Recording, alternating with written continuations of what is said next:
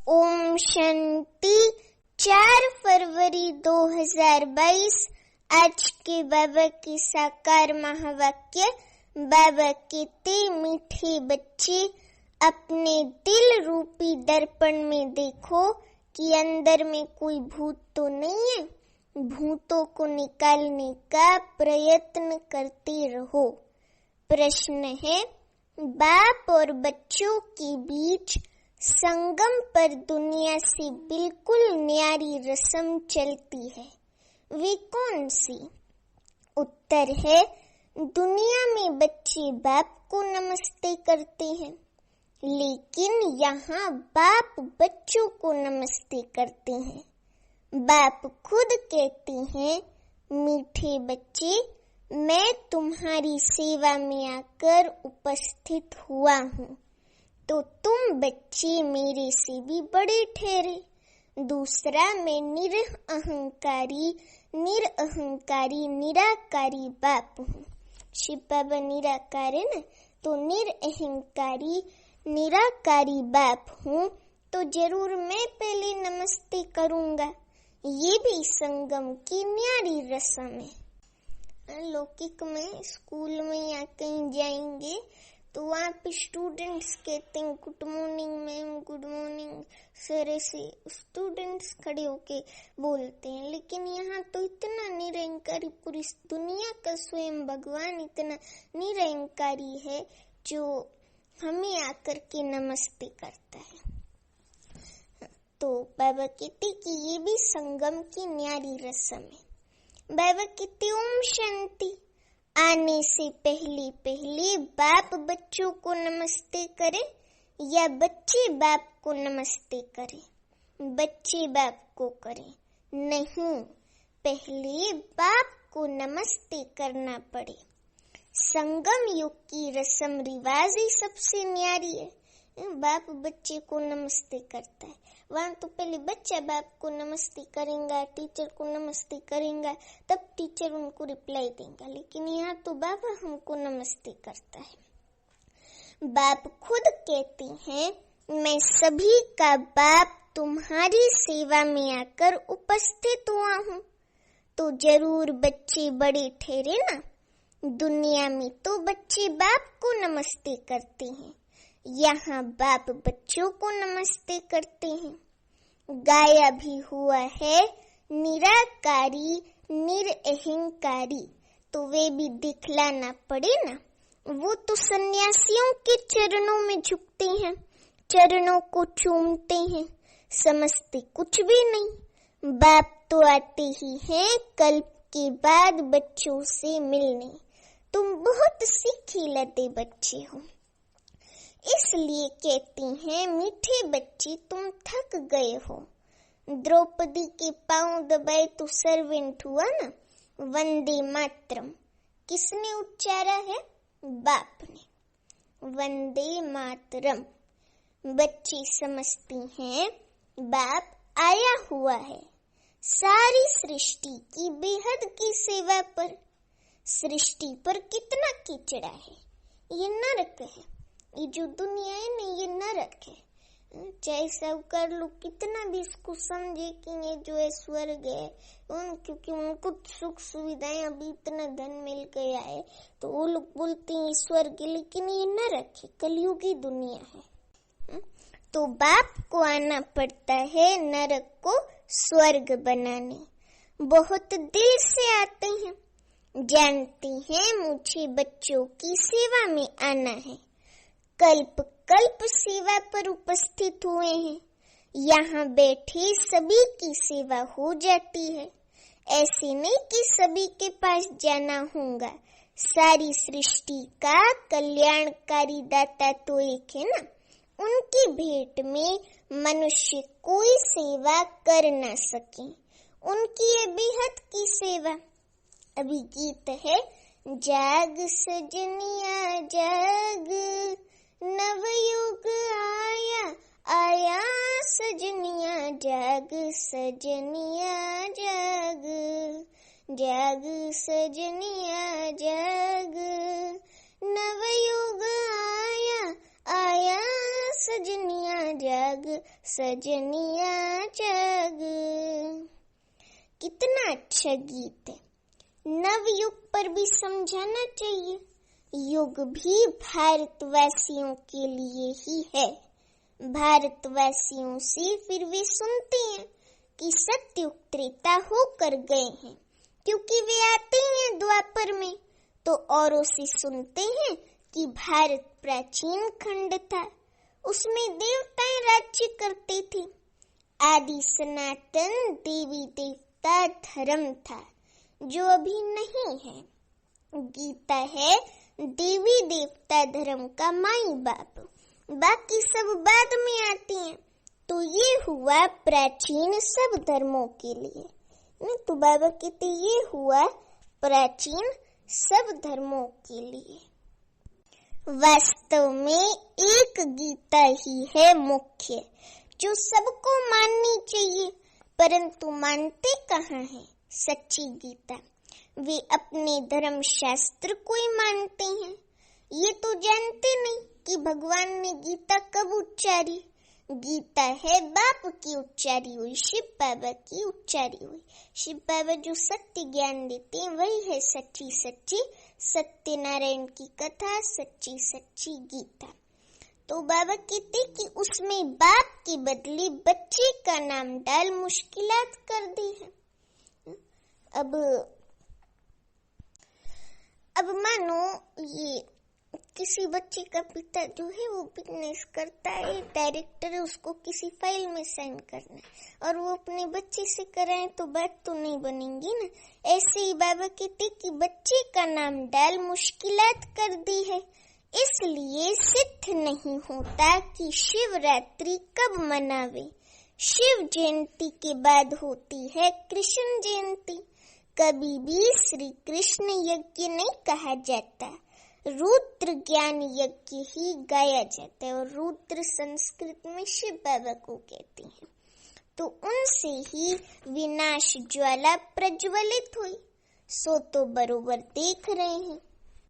आदि सनातन देवी देवता धर्म की स्थापना फिर से हो रही है। फिर ये और अनेक धर्म रहेंगे नहीं। कृष्ण भी तब आए जब और सब धर्म न हो। बाकी सब आत्माएं मुक्ति धाम में रहती हैं, परम धाम में। भगवान से तो सबको मिलना होता है ना। सभी बाप को सलाम करेंगे, बाप भी फिर आकर बच्चों को सलाम करते हैं, बच्चे फिर बाप को करते हैं। इस समय बाप साकार में आया हुआ है। यहाँ तो सभी आत्माएं बाप से मिल ना सके, क्योंकि कोटों में कोई ही आएंगे, तो सभी भगत कब और कहाँ मिलेंगे। जहाँ से भगवान से बिछड़े हैं वहाँ ही जाकर मिलेंगे। भगवान का निवास स्थान है ही परम धाम। बाप कहती हैं सब बच्चों को दुख से लिबरेट कर परम धाम ले जाता हूँ। ये काम उनका ही है, शिव बाबा का ही है। बाप को आना ही है पतित सृष्टि को पावन बनाने। इस समय बाप साकार में आया हुआ है। यहाँ तो सभी आत्माएं बाप से मिल न सके, क्योंकि कोटों में कोई ही आएंगे, तो सभी भगत कब और कहाँ मिलेंगे।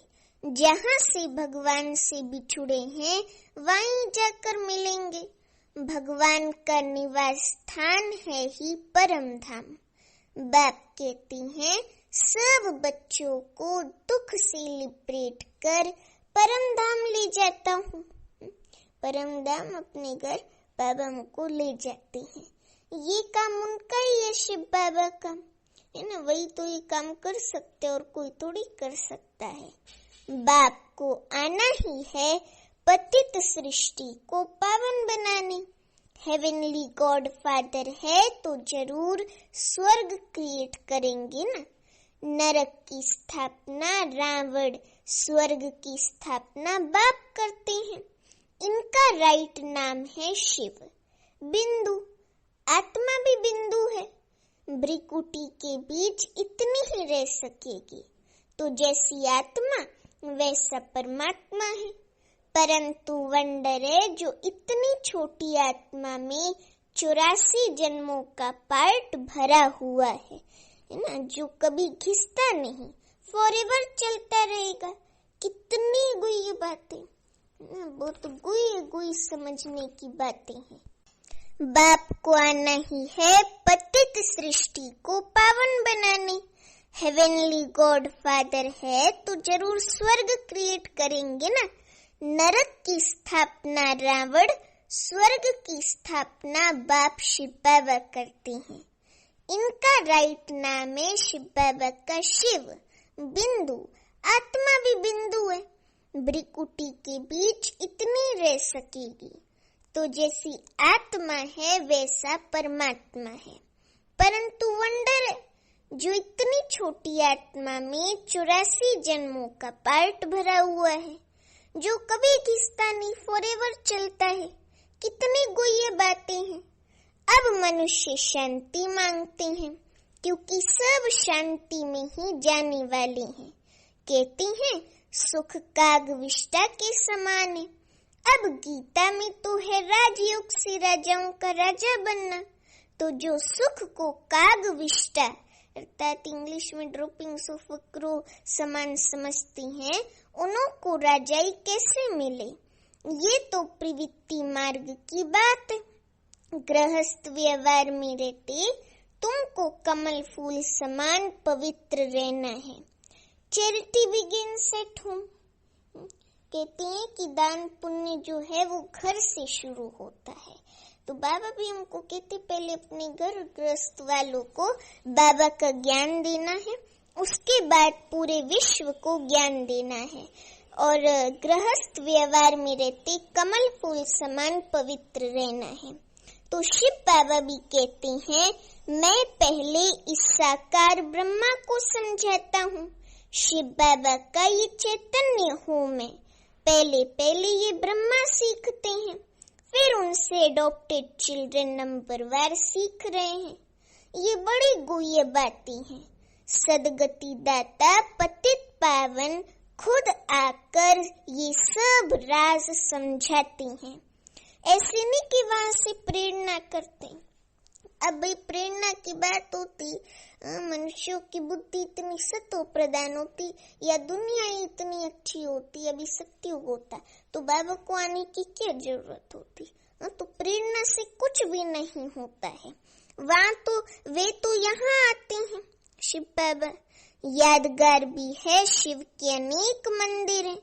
खुद कहते हैं मैं साधारण ब्रह्मा तन में आता हूँ। इतना ऊंचा भगवान साधारण ब्रह्मा तन में आता है। ये खुद अपने जन्मों को नहीं जानते हैं ब्रह्मा बाबा। इसमें एक की बात नहीं, सभी ब्रह्मा मुख वंशावली बैठे हो। ब्रह्मा मुख के द्वारा तुम ब्राह्मण रचे गए हो। तुम ब्राह्मणों को ही समझाते हैं। यज्ञ हमेशा ब्राह्मणों द्वारा ही चलता है।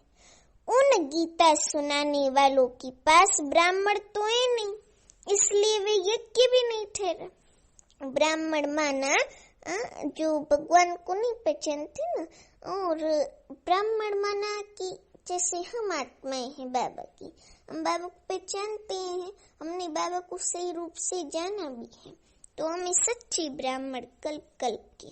तो बाबा कहते वो तो यज्ञ भी नहीं हुआ, क्योंकि वहाँ ब्राह्मण भी नहीं है। ये तो बेहद के बाप का रचा हुआ बहुत भारी यज्ञ है। कब से डेंगिया बड़े बड़े पतीले चढ़ते आए हैं। भंडारा अब तक चलता ही रहता है। समाप्त कब होगा? जब सारी राजधानी, बाबा कहते जब सारी राजधानी स्थापन हो जाएंगी, बाप कहती हैं तुमको वापिस घर ले जाएंगे, फिर नंबर वार पार्ट बजाने भेज देंगे। ऐसे और कोई कह ना सके कि मैं तुम्हारा पंडा हूँ, तुमको साथ ले जाऊंगा। पतित मनुष्यों को पावन बनाकर ले जाती हैं, फिर अपने अपने धर्म स्थापन करने समय पार्ट बजाने आत्माएं आना शुरू करती हैं। अनेक धर्म अभी है ना, बाकी एक धर्म नहीं है। तो गीता है सभी शास्त्रों में शिरोमणि, क्योंकि उनसे सबकी गति सदगति होती है, सच्ची गीता से जो शिव बाबा सुनाती हैं। भारतवासियों में भी ज्ञान वे लेती हैं जो आत्माएं पहले परमात्मा से अलग हुई हैं।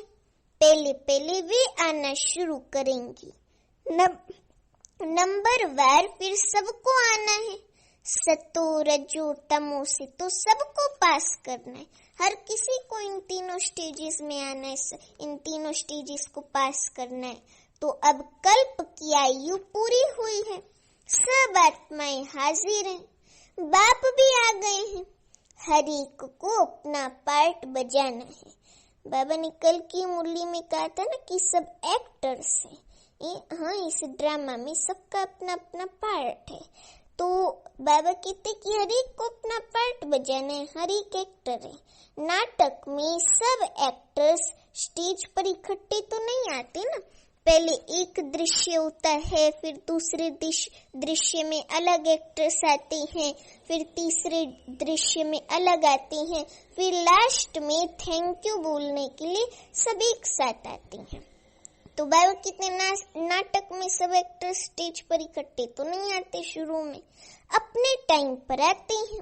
बाप ने समझाया है नंबरवार कैसे आती हैं, वर्णों का भी राज समझाया है। चोटी तो ब्राह्मणों की है, परंतु ब्राह्मणों को भी रचने वाला कौन है? शूद्र तो नहीं रचेंगे। चोटी के ऊपर है, चोटी के ऊपर फिर है ब्राह्मणों का बाप ब्रह्मा, ब्रह्मा का बाप फिर है शिव बाबा। तो तुम हो शिव वंशी ब्रह्मा मुख वंशावली। आज बाबा ने हमें कितना सुंदर नाम दिया, और बाबा ने कहा कि तुम हो शिव वंशी ब्रह्मा मुख वंशावली। तुम ब्राह्मण सो फिर देवता बनेंगे। वर्णों का हिसाब समझाना है, बच्चों को राय भी दी जाती है। सभी एक जैसे होशियार तो नहीं है, कोई नए के आगे विद्वान पंडित आकर डिबेट करेंगे तो वे समझा नहीं सकेंगे, तो कहना चाहिए मैं तो नहीं हूँ, आप फलाने टाइम पर आना, फिर हमारे से बड़ी बहन आपको समझाएंगी। मेरे से तो तीखे हैं, क्लास में नंबरवार तो होती हैं, इसमें दे अभिमान नहीं आना चाहिए कि नहीं मैं बड़ी हूँ, मुझे ज्यादा ज्ञान है। नहीं, दे अभिमान नहीं आना चाहिए। अगर कोई बात उनके प्रश्न की समझ में न आए तो बोलना है कि आप दूसरे दिन आना और हमारी बड़ी बहन आपको समझाएंगी, मैं तो अभी नहीं हूँ, है ना। तो बाबा कहते दे अभिमान नहीं आना चाहिए, नहीं तो आबरू चली जाती है, कहेंगे बीके तो पूरा समझा नहीं सकती। दे अभिमान को छोड़ रेफर करना चाहिए बड़ों की तरफ। बाबा भी कहते हैं ना, हम ऊपर से पूछेंगे महारथी घोड़े सवार प्यादे तो है ना, किनों की शेर पर सवारी भी है। शेर सबसे तीखा होता है, जंगल में अकेला रहता है, और हाथी हमेशा झुंड में रहता है, अकेला हो तो कोई मार भी दे। शक्तियों की भी शेर पर सवारी दिखाते, दुर्गा की शेर पर सवारी दिखाती है ना। तो बाबा कहते कि शक्तियों की भी शेर पर सवारी दिखाते, और बाबा ने एक बार कुमारियों को भी कहा था कि शेर जंगल में अकेला चलता है, तुम शेर हो बकरी नहीं। तो शक्तियों को भी शेर पर दिखाते हैं। बच्चों को समझाया है गीता का भगवान कृष्ण के ना रोंगे। कृष्ण के शास्त्र को सभी धर्म वाले तो नहीं मानेंगे। प्राचीन देवी देवता धर्म किसने स्थापन किया वे सिद्ध कर बताना है ना, सिद्ध कर बताना चाहिए अच्छे से, ताकि उनके मन में जो भी मूंझने वाली बात हो ना वो भी उनको क्लियर हो जावे। तो इसलिए स्पष्ट सिद्ध कर बताना है। उनको गॉड गॉडेस भी कहते हैं। ईश्वर तो अलग, ईश्वर है शिव बाबा। लक्ष्मी नारायण को भगवान भगवती कहती हैं, वे पालना के निमित्त हैं। अगर लक्ष्मी नारायण को भगवान भगवती कहती हो तो विष्णु शंकर को भी पहले भगवान कहना पड़े, तुम जानते हो भगवान बिना गीता कोई बोल न सके। भगवान के मुख की गाई गीता है, शिव बाबा के मुख की श्री श्री रुद्र अर्थात शिव बाबा की गीता है। इनको कोई अपना मुख बना न सके। गीता सिवाय शिव बाबा के और किसके मुख से आ न सके। गीता माता है, उनका रचयिता शिव बाबा है। वे बैठ ओरली समझाते हैं। वे ज्ञान का सागर है ना शिव बाबा, वो ओरली बैठ समझाते रहता, तो ओरली क्लास में बैठ समझाते हैं। तो रचयिता ही रचना की नॉलेज देंगे, इसलिए ऋषि मुनि भी कहते हैं बेअंत है। ईश्वर की गत मत ईश्वर जाने, ईश्वर की गत मत ईश्वर जाने। अब ईश्वर की मत सो है श्रीमत, जिससे सदगति मिल जाती है सो तो ठीक है। गति के साथ सदगति दोनों कहना पड़े, क्योंकि भारत में जब स्वर्ग होता है तब और धर्म वाले गति में होते हैं। भारतवासी सदगति अर्थात जीवन मुक्ति में है, जीवन भी और मुक्ति भी। ये सब राज बाबा समझाते हैं शिव बाबा, जो धारण करना है। भक्ति मार्ग वाले कहते हैं वेद शास्त्र आदि सबसे ईश्वर का रास्ता मिलता है, परंतु ऐसे तो है नहीं। ये कोई शिमला की पहाड़ी थोड़ी ही है। बाबा कहते हंसी में, ये कोई शिमला की पहाड़ी थोड़ी ही है जो जहाँ से भी जाओ तो पहुँच जाएंगे। यहाँ तो साजन को सजनियों के पास आना पड़े, सजनियों का श्रृंगार कराना पड़े। स्वर्ग का मालिक बनाने के लिए सब महाराजा महारानी बनने चाहते हैं, परंतु बाबा कहते अपना मुंह तो पहले देखो। नारद की बात भी अभी की है। गया था ना लक्ष्मी कुंवर ने, तो फिर देखा कि मेरा मुंह तो बंदर जैसा है, तो फिर उसको सारी बात समझ में आ गई। तो बाबा कहते नारद की बात भी अभी की है। उनको लक्ष्मी कुंवर ने की दिल हुई तो उसको कहा पहले अपनी शक्ल तो देखो। बाबा भी कहती हैं अपना दिल रूपी दर्पण देखो। एक गीत है ना, मुखड़ा देख ले प्राणी जरा दर्पण में हो, देखे कितना पुण्य है कितना पाप तेरे दामन में, देख ले दर्पण में मुखड़ा देख ले प्राणी। तो बाबा कहते काम का भूत तो नहीं आता, जांच करते रहो और भूतों को निकालने का प्रयत्न करते रहो। युक्तियां तो बाबा सब बतलाते रहते हैं, मन में संकल्प तो बहुत आएंगे, कर्म में नहीं आना चाहिए। बाबा अच्छे कर्म सिखलाते हैं ना, कर्म अकर्म विकर्म की गति का ज्ञान भी गीता में है, और तो कोई नहीं जानते। कर्म अर्थात कर्म और अकर्म अर्थात जो स्वर्ग में जो भी कर्म करते ना वो विकर्म नहीं बनता है, वहाँ पे सब कर्म अकर्म बन जाते हैं। और यहाँ कलयुगी दुनिया है, तो कोई भी कर्म करो वो विकर्म के खाते में जाता है। तो कर्म अकर्म विकर्म की गति का ज्ञान भी गीता में है, और तो कोई नहीं जानते। विकर्म कराने वाली है माया, वे सत्युग में होती नहीं, माया है 5 विकार।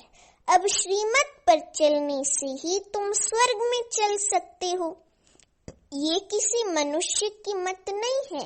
बाप शिव बाबा की श्रीमत से स्वर्ग बन रहा है, औरों की मत से स्वर्गवासी बन न सके, और भी भ्रष्ट बनते जाएंगे। तुम बच्चे जानते हो अब एक धर्म की स्थापना हो रही है। तुम योग बल से गुप्त वेश में अपनी किंगडम स्थापन कर रहे हो। हाथ में हथियार आदि तो कुछ है नहीं, ज्ञान की बाण व तीर आदि हैं, उन्होंने फिर स्थूल में दिखा दिया है। ये सब है गुप्त शक्ति, ये है सब गुप्त शक्ति है ना। दुर्गा को 8 हाथ दिखा दिए। अभी 8 हाथ वाला तो कोई मनुष्य नहीं होता ना, वो अंदर की सूक्ष्म शक्तियां हैं जिनको बार प्रत्यक्ष करके दिखा दिया है। तो शक्तियों की देखो कितनी पूजा होती है। 10-20 भुजा वाली तो कोई है नहीं, सबकी 2 भुजाएं होती हैं। मनुष्य सृष्टि में 8-10 भुजा वाला कोई होते नहीं। 8-10 भुजा वाले कोई होते नहीं। सूक्ष्म वतन में विष्णु को 4 भुजा दिखाते हैं, वे भी अर्थ सहित हैं। 2 भुजा लक्ष्मी की, 2 भुजा नारायण की, तो 4 भुजा दिखाते हैं। बीज को जानने से सारे झाड़ का ज्ञान आ जाता है। बीज शिव बाबा, उसको जानेंगे ना, सारे झाड़ का ज्ञान आ जाएगा। अच्छा, ज्ञान का खजाना तो बच्चों को मिलता रहता है, फिर मुख मीठा कराने के लिए बच्चों को टोली खिलाती हैं। शिव बाबा खुद नहीं खाते, सब बच्चों के लिए ही है। राज्य भी बच्चों के लिए है। लक्ष्मी नारायण भी जरूर अपने बच्चे को देंगे ना, राजाई का वर्षा। सबको तो बांट नहीं देंगे, ये बाप सभी बच्चों को देते हैं। वहाँ प्रजा भी कहेगी हम स्वर्ग के मालिक हैं, सब अपने आप में मालिक होंगे। कोई भी ये नहीं कहेगा कि हम प्रजा हैं, नहीं, सब अपने आप में मालिक हैं, राजा होंगे।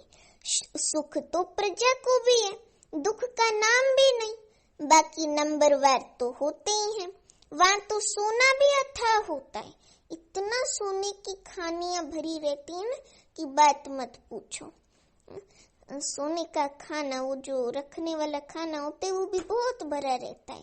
यहाँ तो सब खानियां खाली हो गई हैं। गायन भी है, किसकी दबी रही धूल में, किनकी राजा खाए, किनकी चोर लूट के ले जाए, किनकी आग जलाए। सफल उनकी होए जो धनी शिव बाबा के नाम लगाए। अच्छा, मीठे मीठे सीखी लते बच्चों प्रति माता पिता बाप दादा का याद प्यार और नमस्ते। माताओं को वंदे मातरम, बच्चों को याद प्यार और सबको गुड मॉर्निंग। अब रात पूरी होती है, गुड मॉर्निंग आ रहा है, नया युग आ रहा है ब्रह्मा कुमार कुमारियों के लिए। अच्छा, ओम शांति। अभी हम रूहानी बच्चों के लिए, हम रूहानी बच्चों की रूहानी माता पिता बाप दादा को याद प्यार, गुड मॉर्निंग और नमस्ते। अभी धारणा के लिए मुख्य सार। पहली पॉइंट, देही अभिमान को छोड़ अपने से बड़ों को आगे रखना है। कोई डिबेट करता है तो बड़ों तरफ रेफर करना है, आबरू नहीं गंवानी है। दूसरी point, charity begins at home. पहले परिवार का कल्याण करना है। गृहस्थ व्यवहार में रहते कमल फूल समान पवित्र बनना है। वरदान है, देही अहंकार व अभिमान के सूक्ष्म अंश का भी त्याग करने वाले आकारी सो निराकारी भव। देही अहंकार व अभिमान के सूक्ष्म अंश का भी त्याग करने वाले आकारी सो निराकारी भव। अभी वरदान का एक्सप्लेनेशन है, स्पष्टीकरण है। कईयों का मोटे रूप से देह के आकार में लगाव व अभिमान नहीं है, लेकिन देह के संबंध से अपने संस्कार विशेष हैं, बुद्धि विशेष है, गुण विशेष है, कलाएं विशेष हैं, कोई शक्ति विशेष है। उसका अभिमान अर्थात अहंकार, नशा, रोब, ये सूक्ष्म देह अभिमान है।